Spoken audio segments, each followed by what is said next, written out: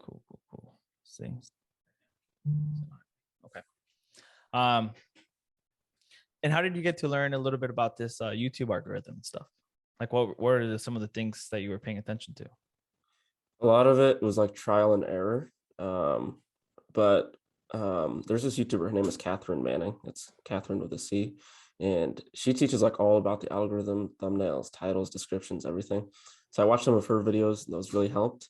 Um, and I spent a lot of time learning about YouTube, so it's not just like I post a video up, On but how YouTube? can I make the next video better than the last one? You know what I mean? Okay. Yep. And that helps a lot. So And most of your YouTube videos, was it just in the life of a new real estate agent? so like I make some day in the lives, that are kind of like vlogs, and I like making those. Those do really well on my channel, but they take so long. Like Yeah. going through a regular day, if I try and film a vlog at the same time, everything takes twice as long, you Yep. know. So if I could do content like that all the time, I would, but it's just not efficient. So um, the rest of my content is just like, advice for new agents or like kind of what I'm going through as a new agent. But I want to start diversifying it a little bit. So actually, let me take a look at some of the video ideas I have coming up for this month. You said Um, that was Catherine what? Catherine Manning, Manning. Catrin, and then Manning. Um, but like I've got some videos coming up on like productivity, how I manage my finances. As entrepreneurs, we got to save for tax and all that kind of stuff. So I'm still talking about real estate, but kind of moving into personal finance and productivity. Kind of expanding a little bit because I can only get so big talking about being a new real estate agent. So your main clientele is other real estate agents, Yeah, by that's the right. way it sounds. Okay. Is Mhm. that who you're purposely trying to obviously be your clientele?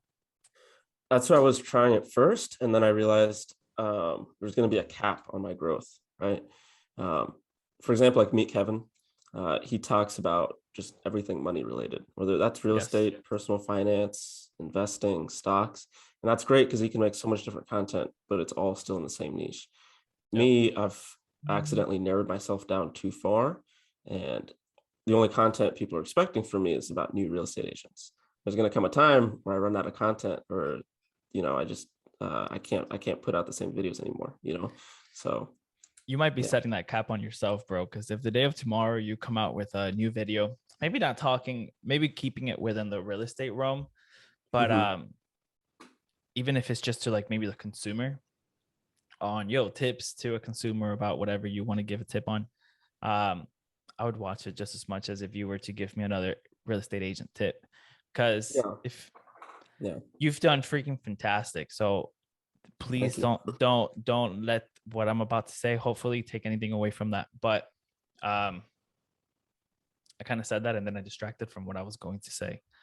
Um, but I've noticed as a newer real estate agent as well, there's a people that have been doing it a lot longer than us. So what they might think is, why am I going to follow this kid? Like, what am I going to learn from them? Does that make sense? So you Yeah. might be putting just that cap on yourself, teach what you're going to teach. And then I would also reach a little bit to the consumers.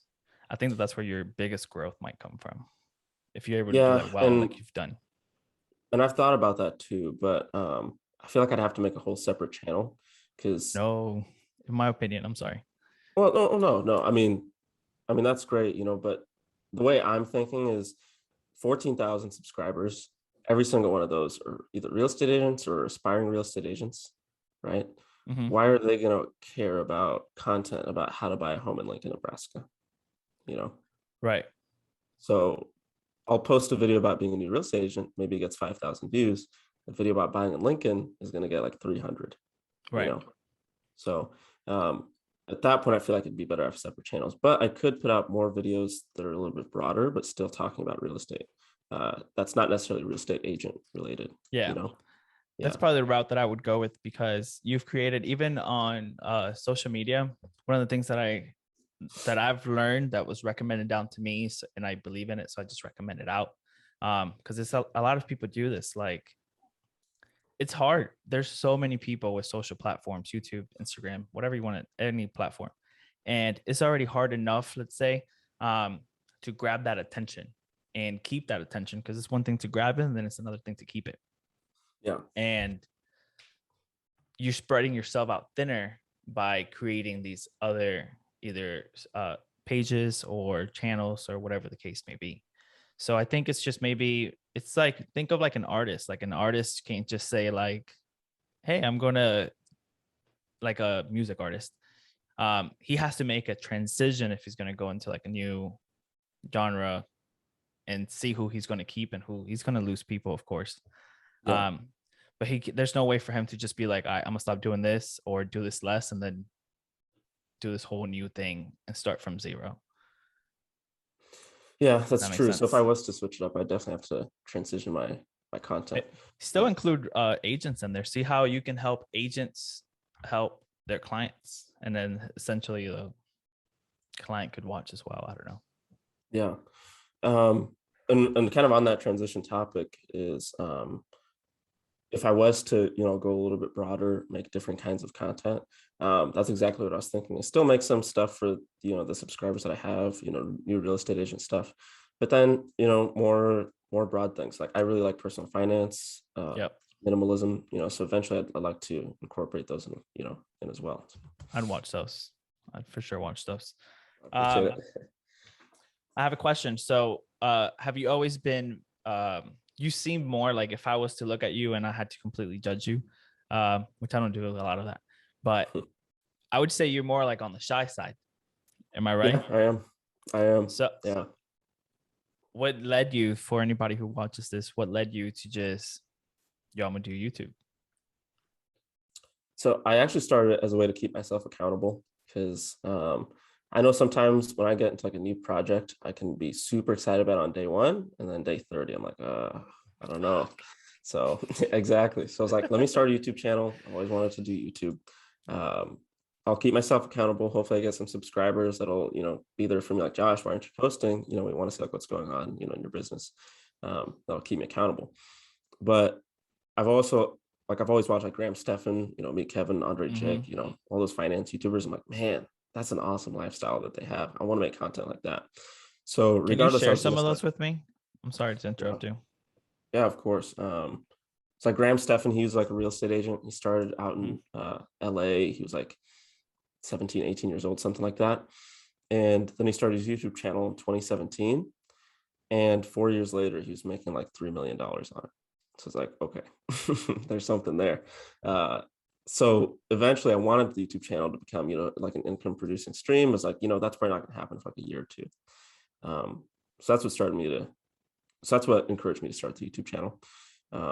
And it has helped, with my confidence. I'm still a, pretty shy person. I'm definitely an introvert, but making videos and talking to a lot more people, over Zoom calls and stuff like that has helped a lot. So that's awesome. I'm such an introvert, bro. So I was honestly even kind of nervous getting on this with you. And then I was kind of like trying to, what's the word? Like increase my, self-motivation, whatever it is. And I'm like, bro, I'm 26. I'm just talking to a 19-year-old. Like, what the fuck? Yeah. Like, it doesn't matter. What's the worst that can happen? But man, I'm such an introvert. And then it's been very hard to make that transition over to the social platforms and putting yourself out there. Yeah, not to mention we're both in real estate, and that's a people business. You got to talk to tons of people. Yes.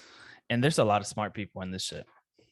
There are. And as a new real estate agent, everybody you talk to, homeowners, buyers, they're all going to be more knowledgeable than you, Yes. So you just kind of have to act like you know what you're doing. Have you gone through the whole process of you buying? You hadn't bought a home, obviously, right? Before you started as a real estate agent. I feel like that was a little bit of a downside for me as well. Well, no, for me, not as well, but yeah. I hadn't seen that process either, so that was a little tough. In regards to a CRM, are you using any? I know EXP provides you with KV Core. Yeah, I was using a CRM for a while, and KV Core is awesome. It's got a bunch of different features. Honestly, I haven't taken the time to learn it. It would take me days. So for now, my CRM, it's all on paper. I've got like a paper folder system. So I'll be like, okay, it's my Monday follow-up, middle of the week follow-up, and Friday follow-up. And then Mondays I'll go there. It works for me, right? I have everything on paper. Well, not everything. Whatever works. Yeah. Like if you see my desk, like I like whiteboards and stuff. Yeah. This is a big ass whiteboard that I have right behind me, actually. Oh shoot! Like I thought that was your wall. That's No, awesome. no, no. It's a big ass whiteboard. Man, and I'm over here. My brokerage doesn't provide KV Core, and I'm over here about to pay $500 a month for this shit. 500. Jeez, that's a lot. That's It's a lot. It's Yeah, actually it's one of the but things that's stopping me. I've actually talked to it's like worth 2-3 it. people that almost I'm gonna say gets provided. I know you have like your monthly fees and stuff, but still a lot cheaper than $500. Yeah, And you're like the third 85. person that says, "Bro, I don't even use it." And I'm like, "What do you mean you're Yeah, not using it?" a lot of people use it. I don't. I used to call like 50 contacts a day. I don't do that anymore. So if I Okay. was, then I definitely use KV Core. But for the things I'm doing, I'm just calling FISBOs right now. So I don't need all of it. But there's too much that it does. I don't necessarily want to take the time to learn it. But if I Yeah, did, I know. I've heard of that. I've heard that it does too much. Yeah. That's pretty Yeah. crazy. Who do you practice? Are you still practicing? I saw one of your videos. Are you still practicing that like 8 a.m. Phone calls with one of your buddies or Um, rejections or something like that? what, like with Brandon Morenin I don't know. You were on the phone with or somebody like and the you role guys were play? just, yeah. Yeah, so I still role play 3 to 5 days a week, you know. Okay. Usually like right before I get on the phone calls. How did you find that buddy? Man, I've been looking for somebody to role play with me and it's like, nobody wants to. Well, nobody has told Facebook me no, groups. but then they're all like, Yeah. yeah. Facebook groups are the way to go. Actually, let me tell this now. You can join like a bunch of Facebook groups about real estate, tons of other real estate agents in there that are doing prospecting. And that's a great way to find a group because you know that they're interested in the same thing that you are. So, Okay. yeah. That's cool. Facebook groups. I'm on just like one investor Facebook group and they talk so much crap on there that it stopped me from joining other. But I see how your Facebook, I was trying to join your new real estate agent Facebook Oh, group I yeah. saw. And if Um, you want to talk a little bit about your 0 to 10K YouTube thing that you have, I saw on there. yeah, so the YouTube course is still in the works, and that should come out the first week in November. It's a lot more work than I anticipated, but it's being made right now. And that's going to cover everything that I know about YouTube, every little thing. That got me from 0 subscribers to 10,000 subscribers in under 7 months. So it's going to be like over 50 videos and lessons. There's going to be a private Facebook community, and all that kind of stuff. So stay And is tuned. this going to be, do you have a price on it or are you going to offer these things or? Thinking 197 when it launches, Okay. 150, 197, something like that. So yeah, That's awesome. probably That's for the one of the first things week. that's been stopping me too. That's awesome that you're freaking doing that. That's amazing. Oh, thank you. Yeah, I'm You should be excited for it. happy. You should get hopefully thousands of sales, hundreds of thousands, but you should feel happy if even just one person buys it, bro, to be honest. Yeah, my goal is I think 20 or 30 sales or something like that. But yeah, I mean, I'll be happy if just 5 people buy. That's freaking awesome.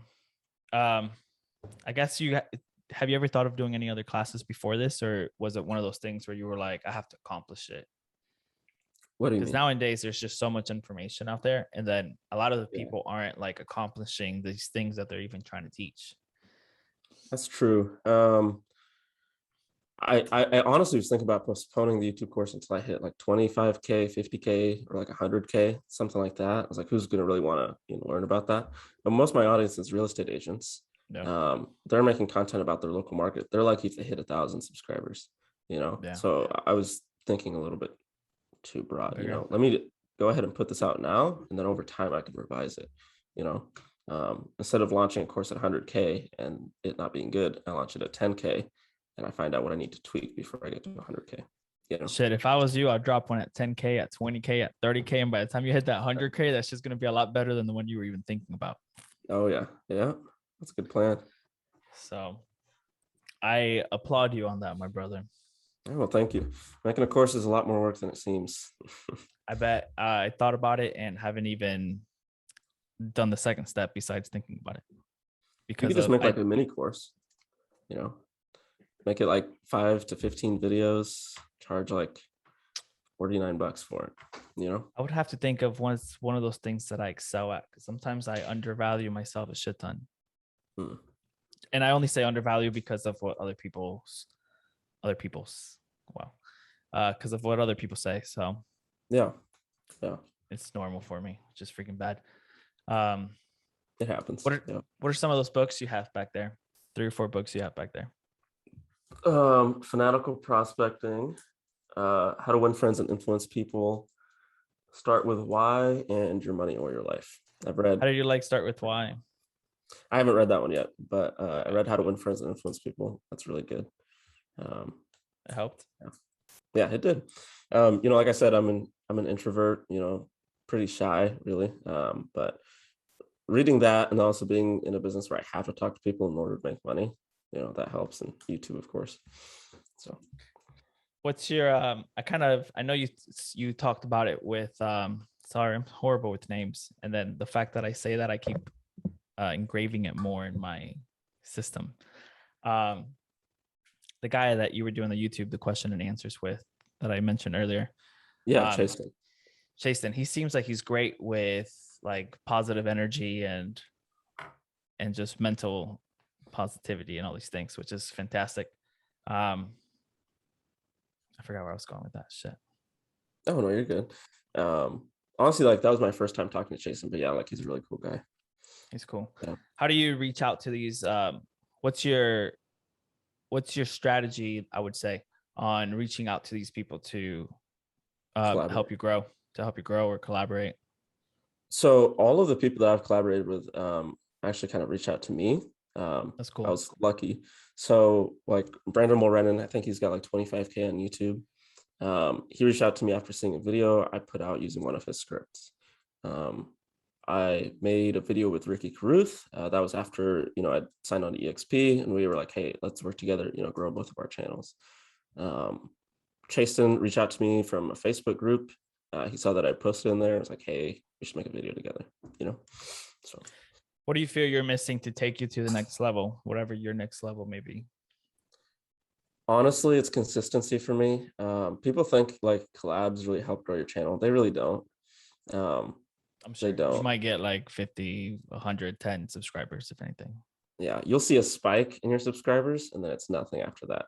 And those subscribers that do come on, they're loyal to that other creator, not necessarily to you, it's just something fun to do. So not collaborations, but for me, it's consistency. Like all of July, I was very consistent. I think I put out close to 15 videos and that was the best my channel's ever done. It was phenomenal. But it's hard for me to keep that up, 3 videos a week every month. So if you don't mind me asking, you're making a little bit of money from YouTube now, right? Yeah. Have you thought about what if you were to just use that little bit of money towards having one more person on your team that could essentially help you create these 3 videos a week? I've actually thought about that. And there was a brief time that I had hired an editor, but it actually wasn't very profitable for me. Now I know, that as I keep doing it, as I keep hanging, it'll become profitable because of the time that I'm saving and, the revenue is only going to go up. But I think I want to do that once I hit about 2,500 in revenue every month from YouTube, which I can do by the end of this year. So hopefully next year I can bring on an editor, maybe even somebody to script my videos for me. But that would have to be somebody that kind of knows the topic at hand. So I don't know about that yet, but that takes a lot of time for me scripting because I can start to ramble. And so I think it starts with deciding what role you want for you, because you're going to essentially be the head, or it's your show. Let's say. Yeah. So essentially it's just knowing what role you want for you. Maybe that scripting, maybe that can be your one and only, and then doing this, I don't know. Just because scripting, in my opinion, is they have to like know you to be your scripter. Yeah. So I would do scripting. I could probably pump out 5 videos or even more every week just by myself if I didn't have to worry about editing. And if YouTube was like one of the only things I was focusing on. Now with YouTube, real estate, if I want to get on TikTok, making the YouTube course, and then growing my team. You currently have a team? Not a team, but like my network here at EXP, we just hit 10 agents today. Nice. That takes a little bit of time, out of my day as well. So there's a lot of different projects that I'm working on all at once. So if YouTube was the only thing. Sorry, what was that? Do you feel overwhelmed with all these projects going on? Sometimes I do. Sometimes I don't. I don't give every project the same amount of time. So real estate and YouTube take priority. Then it's like the YouTube course and growing the EXP team. And then, the rest is free time, or once I start focusing on TikTok, hopefully, That's awesome, brother. Yeah. But yeah, if YouTube and real estate were the only thing I was doing, I could definitely put out a consistent 3 to 4 videos a week if I had an editor. So hopefully next year. What's an editor doing for you though? I have to see a little bit more of your videos to see what type of edits you're doing. Yeah, for me it's super simple, but I would shave off about 2 to 3 hours of work for me on every single video, and I can film 2 videos in an hour. Where do you normally try and go to grab your what you're doing, what content you're going to put out, whatever kind of hits you that day? Or it used to be kind of whatever just hits me that day. Now I'm trying to be a little bit more strategic about it. So I want all my content to come from like 3 different sources now. Either that's trending topics, either like what's trending on YouTube, like van life, for example, or like what's trending in the news, like the housing crisis, eviction moratoriums and all that kind of stuff. So that's one source I can come from. The other is like making videos about big creators. So I haven't done this yet, but it's something I want to try because I know that it works well for other YouTubers. It's like why I disagree with Graham Stephan, or Graham Stephan is wrong. Here's why Graham Stephan is an idiot. Stuff like that always does really well. Piggybacking on what other creators in your space have done and that are, a lot bigger than you. If they put out a video on the housing crisis, be like, why I disagree with that, piggyback off their videos that are doing well. So that's another section I want to tackle. Then the last is just stuff about stuff that appeals like people's desires. Like I made 100K in 24 hours. That's pretty unrealistic, but people are like, holy crap, he made all that money in that amount of time. Because people want to save time, they want the quickest results. They're like, I want to get rich quick. Yeah. It doesn't even have to be about time, but you could be like, if you're making fitness videos, you could do how I eat healthy for $10 a week. Anything that starts with how, usually. Yeah. Exactly. I would have to disagree with you though on that 100,000 pretty unlikely. And it's you said not in 24 unlikely, hours, just people making this shit at like $100,000 an hour nowadays. That's true. But I think a lot of people that would see that would be like, holy crap, no way. Yeah. I knew. So yeah, that's what I want to do.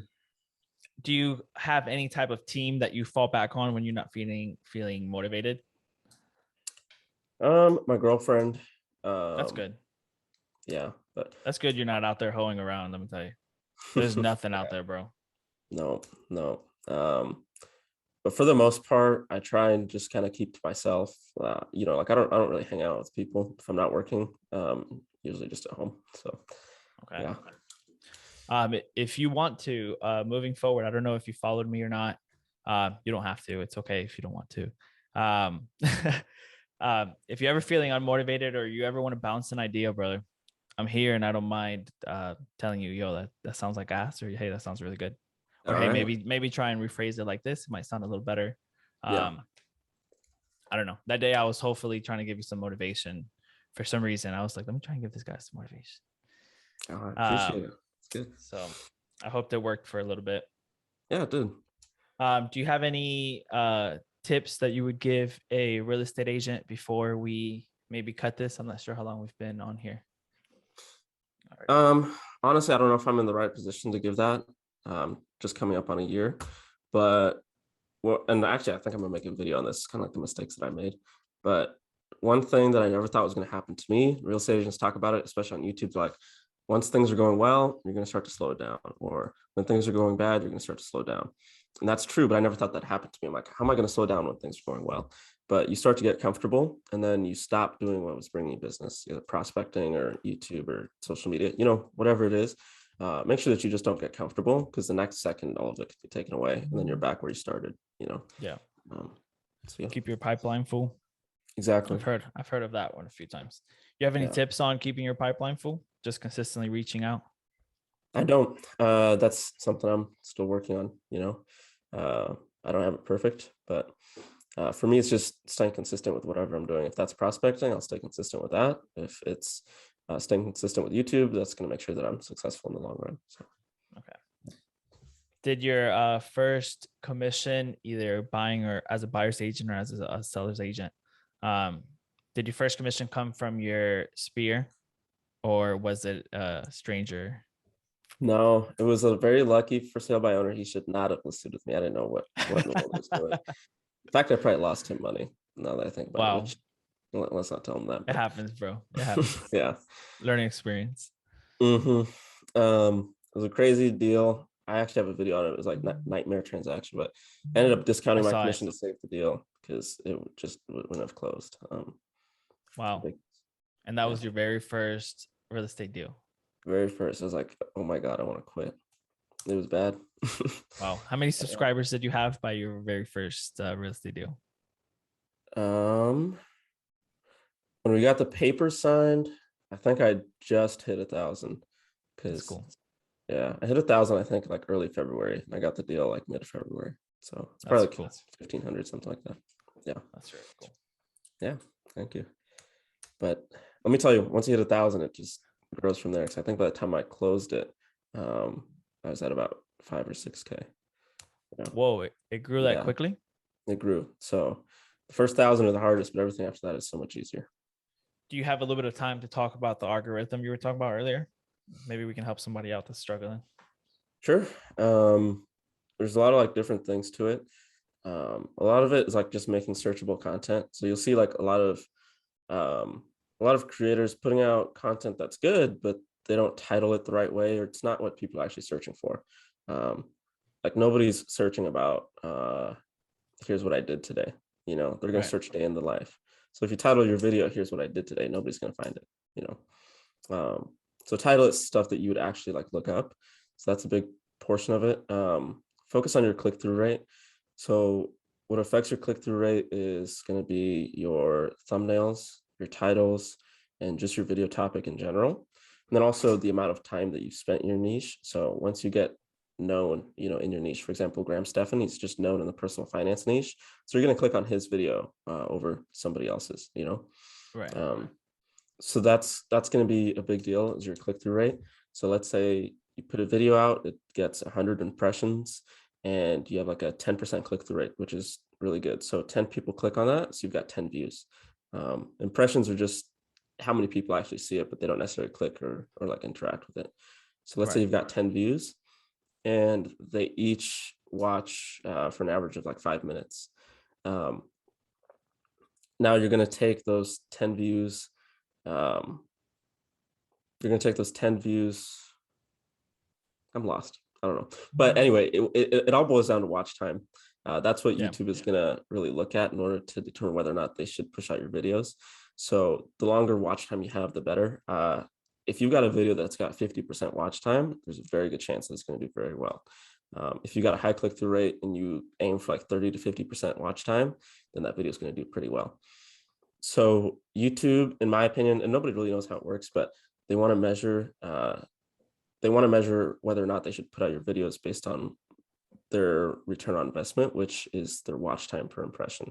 So if you get 100 impressions and their watch time per impression boils down to, let's say, 1 minute per impression, and another video is like 2 minutes per impression, they're going to promote the one that's got 2 minutes over yours that has 1 minute, if that makes sense. Yeah. You know what I mean? Yeah. It's a lot, and I can't cover all of it at once, but about my YouTube course when it comes out. Oh, that's a good tip. Yeah. Awesome, brother. It's been a pleasure talking to you. Please reach out anytime. Absolutely anytime.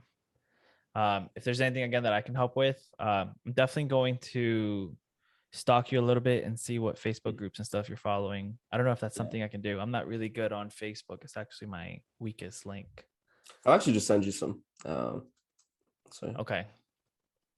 Because of what happened the other day, it kind of shows you the importance of diversifying yourself as putting yourself out there.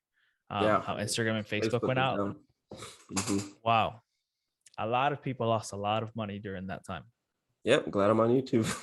Yes. Yeah, But it could easily happen on YouTube though. that's And then true. that would absolutely suck. So Yeah. I would say, do you follow Grant Cardone at all? Not really. I don't really know too much about him. Okay. I'm a really big fan of like his investing side of it, like we spoke earlier. And then the guy is a marketing king. Like he puts Mhm. he spends any amount of dollars just to put himself in front of your screen as much as possible. And I kind of, if that's what it takes, it works for him, you know. Um, but he has automated all of his platforms to just grab the same content and then it's just distribute a little differently across all Yeah. the platforms. But it's still coming from this one-on-one. I only had to do it one time and then it got distributed. Um, so that's the whole point of this little setup with the mic and stuff. I feel like I can create a lot of content like this because this can Yeah. either go on Instagram, YouTube, Facebook, maybe TikTok. I don't know. Depends what type of content we were just talking.